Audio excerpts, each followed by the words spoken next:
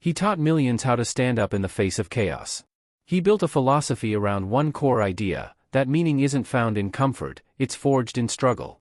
That responsibility is what keeps despair away. And that if you want to face the darkness of the world, you don't look away, you stare straight into it. And then one day, he disappeared. No announcement. No farewell.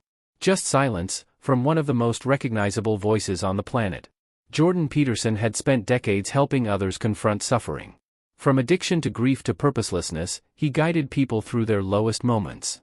But what happens when the person who teaches the rules can't follow them anymore? In 2025, Peterson was rushed into intensive care.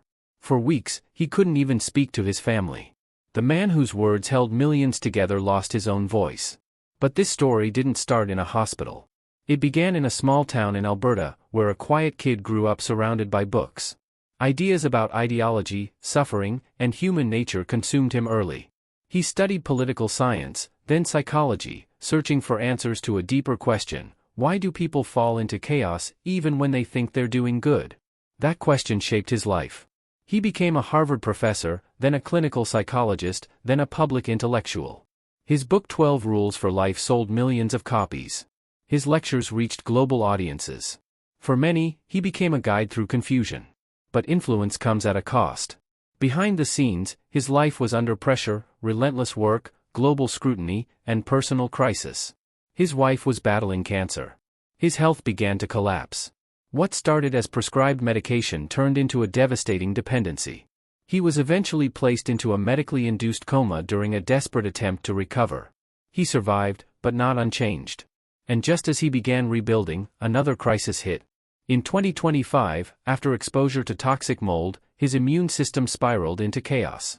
Severe illness followed: pneumonia, neurological damage, and weeks in intensive care. Again, silence.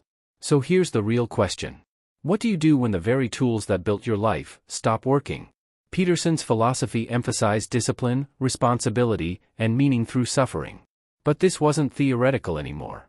This was his life, stripped of control, reduced to survival. And maybe that's the point. Because what remains when everything else falls apart isn't ideas, it's people. His family stayed.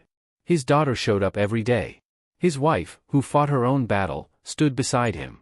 No spotlight. No speeches. Just presence. Today, his recovery is slow. Uncertain. Human. And maybe that's the most powerful lesson of all. Not the lectures. Not the books. But this. Even the strongest minds can break. Even the clearest philosophies have limits. And meaning isn't proven when life is under control, it's proven when it isn't. So if you take anything from this story, let it be this. Keep going. Even when the rules fail. Especially when they fail.